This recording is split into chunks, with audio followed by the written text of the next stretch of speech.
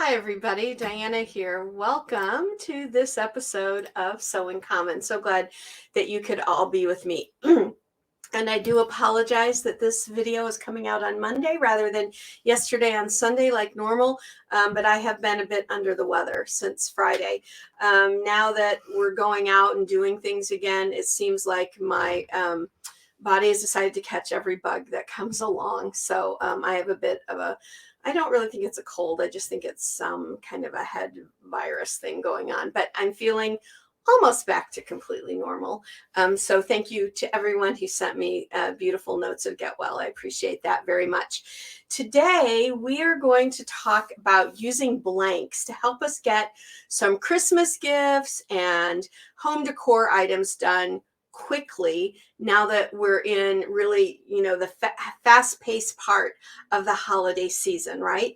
And so several weeks ago, I made a quick little video and I said, we were out at IKEA and I was going to be looking for things to use as blanks. Well, today I'm going to show you some of them and I'm going to show you one project that I've done that you can do too. And then we will have more project videos coming up that I've done with some of these other blanks. Now, if you don't live close to an IKEA, and I know a lot of people might not, but I'll try to give you some like general measurements. So if you want to whip up your own blank or try and find something similar to use as a blank, you can. Because the whole idea here is that you're not sitting down at the sewing machine and creating a project and embroidering it. You've got a blank, something kind of made, and you're just embroidering on it, maybe sewing up the edges, and then you're done. So it's something can be done quick and easy, okay? So we're not really looking at software today or anything like that, but I will tell you about some of the stabilizers and stuff that I use. So I am going to set my camera here so that I can share with you my my screen. And now we're going to go under my camera. Here we go. So the first thing I want to show you that I found is these things that I'm showing you today all came from IKEA's 2022 Christmas. I love their Christmas. You know, the whole idea of hygge, that Danish word that means like comfy and cozy and comforting. That's how I feel whenever I go to IKEA. And so I've been having some hygge fun for the holidays by making some quick gifts with blanks. This is a beautiful red velveteen. Isn't it gorgeous? Now, I've not made anything on it because the project video for this type of idea is coming. But I want to show you a couple of things and talk about a few things, how I would do a pre-made pillow cover or cushion cover as a blank. Okay, the first thing I do is I always measure it for myself because the measurements will be on there, but you never know. So I know that this cushion cover says that it's supposed to be 20 inches by 20 inches. So let's measure it and see. And I always use a flexible tape measure. 19 and a half.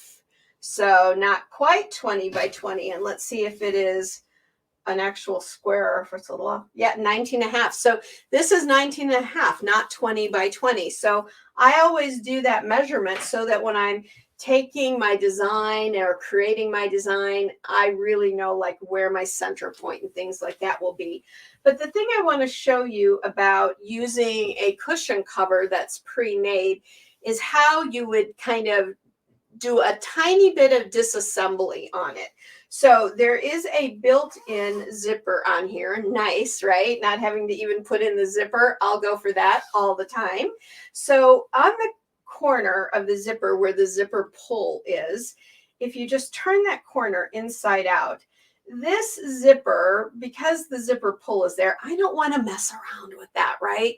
I don't want to accidentally get it to come apart. Now, I could easily put it back together. Sure, no problem. But I don't want to worry about it. I want this to be quick and easy and no problem. So on this side, here is my whole seam that I'm going to take apart, which is going to be really easy because it was serged. So that's going to come apart super easy. But I don't take away all of the stitches that come up to the zipper pull because I don't want to mess with it. So on this corner only, I come right here, right at the end of where the zipper tape and all is, right here. And then I take down take apart that, that side. Okay. And what I use is a really good pair of scissors from Karen K. Buckley. These are the smaller ones. These are really perfect for using with thread. I keep them at my embroidery machine. What a great gift these would be. And like all the Karen K. Buckley scissors, let me see if I can find, there it is. There's a little guard on there because these are pretty pointy, so you could get hurt with these, but you want to keep these blades in good working order too. So I always keep my little cap on there. But that's what I use to come in here and start taking apart my seam on my pillow, on my pillow cover. So let me grab my, here we go. I need to grab my magnifiers so that I can see them well. And I'm just going to come in here and start. And I know some of you are going, oh, well, you could just use a seam ripper. Yes, you could, but I'm leery of seam rippers because if you get in here and really start going to town, your seam ripper can just plunge right into your fabric and cause a hole. So with these little ones, it's just really quickly and that you can do this. And as you start, you can really see how it's just coming apart with a pull. So when I do that, then I can even take my tweezers here and I can start pulling that apart. And see, it's just starting to open up really quickly and easily. So that's how I would do the side with the zipper pull. But on this other side, that is where the zipper end is, it's already in two pieces. There's nothing I can really do to hurt that. Let me take those off now. There's nothing I can really do to hurt that. So I'm going to come right here to the end, and I'm just going to just take that whole seam apart. And then I will have my big, beautiful blank to use for my cushion. So, or for my design for my cushion. And so this would make a beautiful home decor project. And or you could give it to someone. Like we have some new married couples in our family. They're just starting out, just starting to think about home decor stuff. So maybe you make them a cushion cover that can be used for every day of the year. And then you make them a really beautiful one as well and give them with the cushion in it. And then they can take the one cushion out and interchange them. But then they have something nice for the holidays and something nice for every day. And I think these cushion covers were under $8.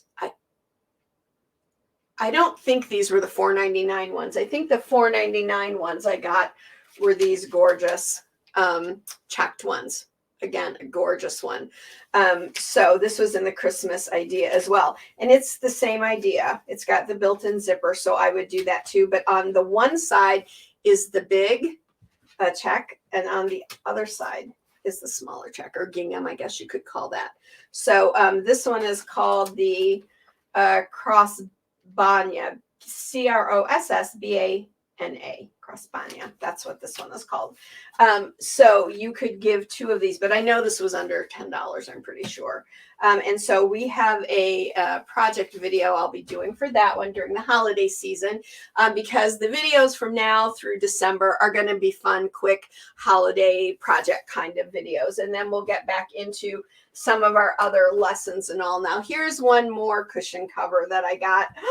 And talk about that hygge feeling, that cozy, comfy feeling, that Danish word, you know, that means cozy and comfy. This one is it. It is from IKEA, and it is this soft, it's like cuddle, you know, cuddle fabric, right? But it's even plushier than that. And oh, and this one, I don't know if you can really tell, is a super soft pink. I mean, it's perfect if you have a little ballerina in the family, or if you tend to have pink, really light pink accents to go with things. Just gorgeous. But boy, would your teenagers love this to have in whatever color, to have for their own comfy pillow, because your pillow can be taken out and then the cover can be washed. Now on this one, I'll tell you that there's an inner satin lining. When when we do the project video for this one, I am going to go ahead and stitch right through that lining because the pillow's going to be in there.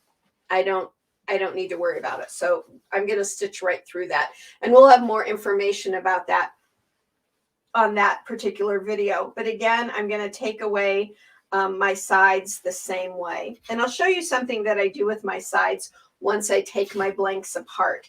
Now, on this one, we'll stay with this one for a second. On this one, you're definitely going to want to use any kind of fabric like this. See how the plush and all to this, you're definitely going to want to use a topper.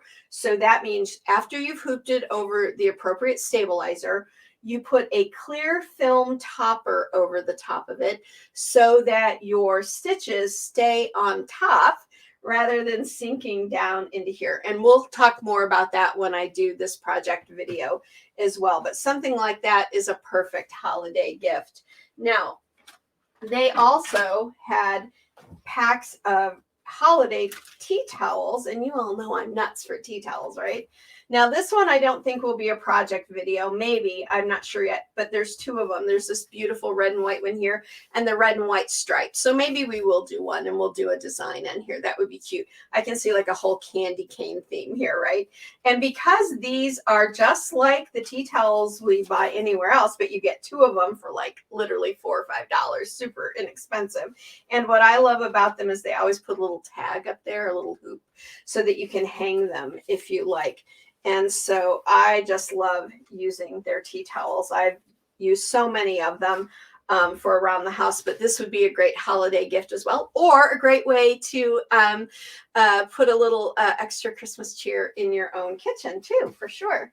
So one other thing I want to show you, and this is going to lead us into today's little project that I'll show you, is this little bag set. Now, if you were one of our winners of one of our giveaways about 4 or 5 weeks ago, maybe now, you got this set. I gave away 3 sets of them. So the winners for sure will want to watch this, but I think you're going to love using these. They're gift bags, reusable gift bags, and they're burlap with this print on them. And the print is different. So this is the large one. You can see it right here. I really didn't do anything on this one. I just put a big candle in it as a gift and stuck a little paper rose on there, and it's a beautiful gift. It's even beautiful just to sit it around like that to decorate the house, I think. But there's also a small one, and then there's a medium one. Okay, so you get 3 sizes in this particular set. Now, if you want to look for some little burlap bags, if you don't have an IKEA around you, let me just tell you generally what this medium size is, since that's the project I'm working on. So it's roughly a 6.5 by 8, 6.5 by 16 is what you would need for this. Now they have these little pieces of jute that get sewn right here, which I've already taken mine off. And then that wraps around to be your tie. So let me bring in the small one for a second, because I've already taken this medium one apart, but they're just serged down the edges and across the top, right? So wouldn't this be fun? Maybe just do a simple little outline kind of an idea, maybe a little snowflake or candy cane or a Christmas tree, maybe embroider on here Merry Christmas, and take maybe a spool of your favorite variegated thread that you use for your quilting or something.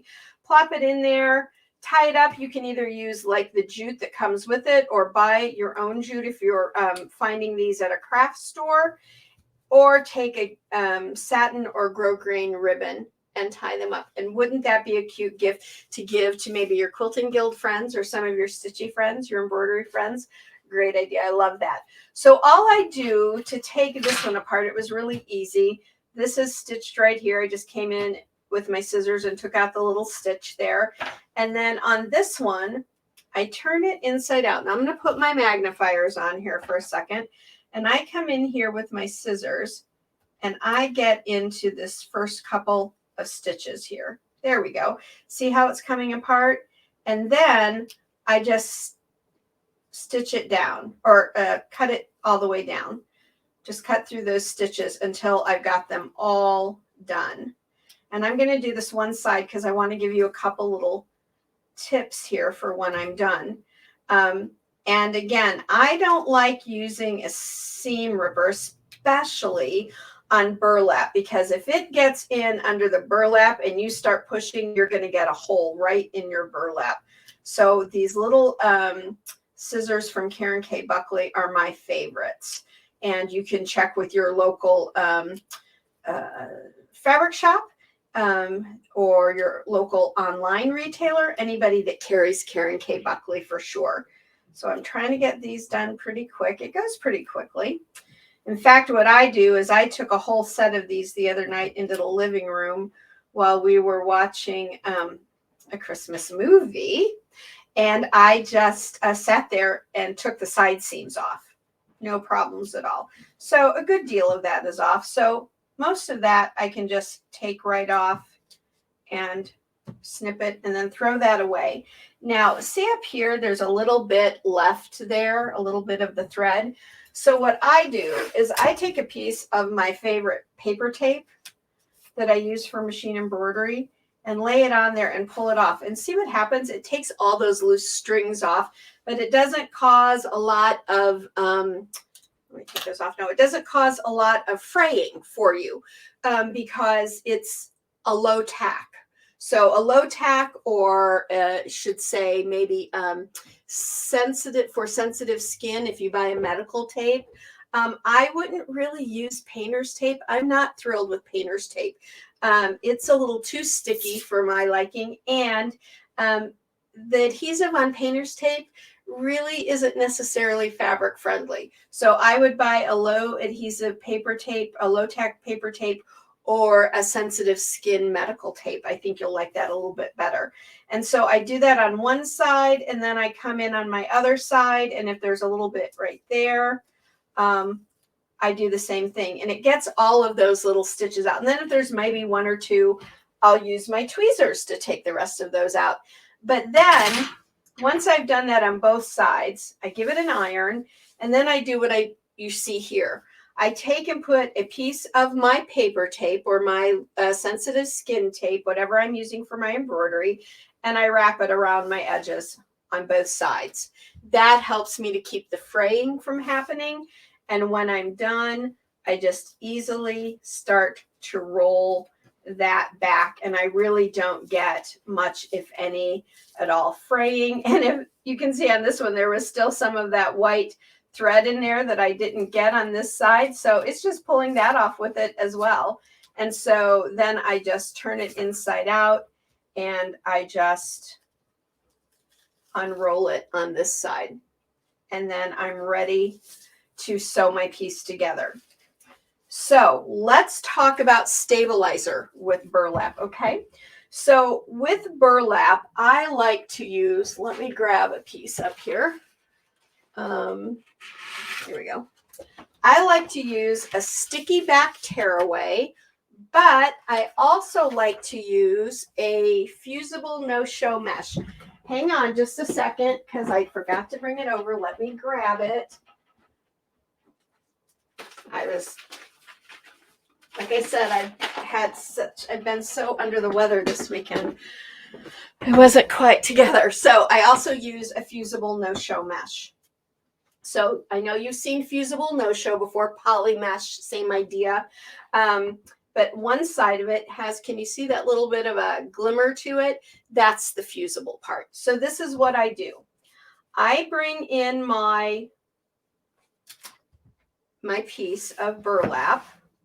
Let me set this out of the way. And then I fuse just to the side I'm working on. So I only did it over here on this side that I worked on.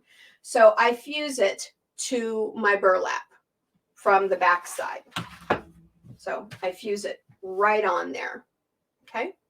Doesn't matter if this fits into the hoop or not. That's not the purpose of this. So I fuse it right on there. Okay.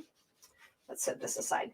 Then I have my sticky back tearaway in my hoop, So I'm not going to take my tearaway off of here. So we'll pretend this is the sticky side. And then I put this in my hoop and I put my burlap right on the sticky back. And then I'm ready to use my printed template. And you know I like to use a product called Print and Stick Target Paper because they're sticky and I can reuse them. So here I have my little template. I line it up right where I want it to be.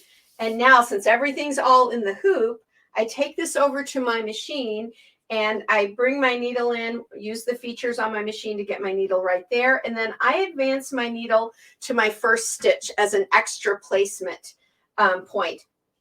And I know for this one, it's actually right here. And so I would, let me turn this around so you can see it. So the first point would be right here. And then when I know that I have my needle in the right place, I peel this right off. It doesn't hurt your burlap. And this is got a glossy side to it. I just put my template back on there because now I can use it again for other bags and gifts and things. And then I would stitch it out. So as you can see here, I created this little Christmas tree. I think it's kind of funny that my star that I used, I created kind of a lacy design here and used a King Star metallic thread, and the little star that's already printed on here kind of shows through. I thought that was kind of a bonus idea. That was not meant to happen. I didn't try to make that happen, so it just did it. So nice, right? So my design, I stitch it all out, and then I have to peel this off of the sticky back stabilizer. Well, that's why we have the no-show mesh on here. So here's the no-show mesh. Let me see if I can grab a piece of the sticky back. Here we go. Here's a piece from the sticky back that I tore off before, right? So it's on here. So if I'm peeling this sticky back stabilizer off this bare burlap, this is a kind of a loose weave fabric, right?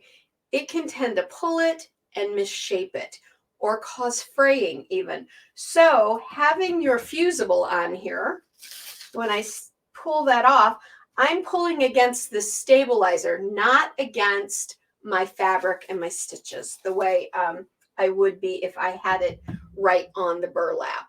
And then I just take another pair of my embroidery scissors, and I should do a whole video for you folks on embroidery scissors because I've got at least 7 different pairs that I use for different reasons. So I've already shown you the Karen K. Buckley ones I love, perfect for thread, but I have a double bended pair here. I think these are from, oh, let's see if I can figure out who these are from. It's hard to see on here. These are from Hobble. Oh yeah, these are Hobble. And I believe they're considered to be 4 inches. I love that because you only use about 1.5 inches part of the blade, right? But I love these. And then I would just come in on my fusible and pull it up just a little bit, because even though it's fused on here, it's not a heavy duty fuse. It's not really pulling on there. It just kind of peels away a little bit. And then I use these, and typically I like to use them with the flat to it. You can also do this with duckbill embroidery scissors. And I just go around and I trim all of that off. So I don't have a ton of stabilizer left on the back of my piece, as you can see, but I haven't pulled any of my burlap into a funny position or made little loops in it or anything like that. So that is my tip for stabilizer when working with burlap for any kind of burlap project. If I'm doing a burlap ribbon, in fact, I think I have a piece. Oh yeah, here we go. I have a piece of this kind of a burlap ribbon. I would do that same technique with this as well. It just helps.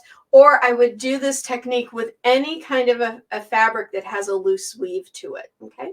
It just helps you to control what's happening to your base fabric and keeping it nice and in its place. Now, I have my design done on here, and I'll admit, this is a pretty intense little design for a gift bag, but I got a little crazy because we can do that, right? With our embroidery machine, we can do whatever we like. So you might want to do something very simple. Maybe just say Merry Christmas. Maybe if you celebrate Hanukkah, you could put Happy Hanukkah on here and just do a run stitch design of a menorah or something like that. That would be beautiful. Or instead of making it as a gift bag, make it as a bag that holds something all the time. So the bag is always being used. Maybe your dreidel pieces and your gelt and things like that for Hanukkah. That would be fun to have its own little bag. Or perhaps you have some tween girls and they're just starting to get into the idea of like lip gloss and fingernail polish and things like that. Make them a little mani pedi bag out of the burlap. That could be cute too. Anything like that works well with these kinds of designs. So now when I go to put this back together, so you saw truly this is not a blank, right?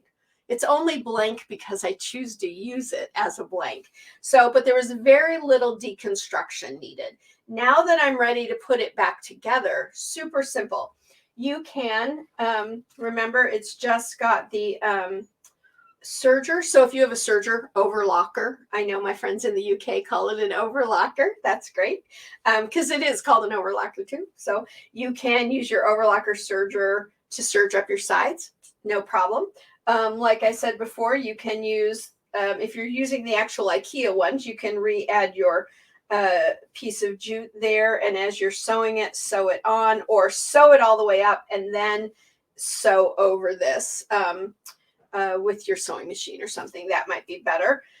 Or you can use an overlocker stitch on your sewing machine. I don't know a sewing machine that doesn't have an overlocker stitch on it, and stitch up them. Or just don't even worry about that even. Just turn them inside out, like right sides together, like we normally would. And maybe a 1/4 inch, maybe not quite a 1/4 inch, because they're gift bags, right? And they can be reused, but you don't get all like crazy about it. Just give yourself a stitch up here and a stitch up here. And for this, when you do your stitching, if you're going to stitch on your sewing machine, I would use a 2.5, or actually I'd use a 2.0 stitch length because again, with this loose weave here, that shorter stitch length is going to hold it together a little bit better for you. And then turn it inside out and you have one gorgeous little gift bag. Now I've got a lot of these that I'm making. I'm not making a tree that's quite that in depth, but I wanted to show that to you. And you can do any design you have. Or if you have software and you're starting to get into doing some editing and things on your software, maybe you have a software that does quilting, maybe do a line or run line design or something on here just to add to it. You don't have to use a burlap that is got a pre-printed pattern on it. Just use a burlap that is just natural and blank.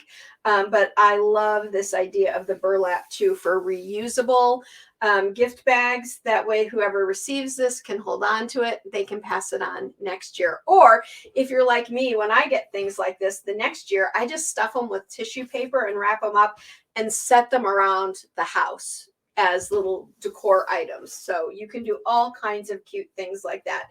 So let's go back to my software, which is here, I guess. Yeah, there we go.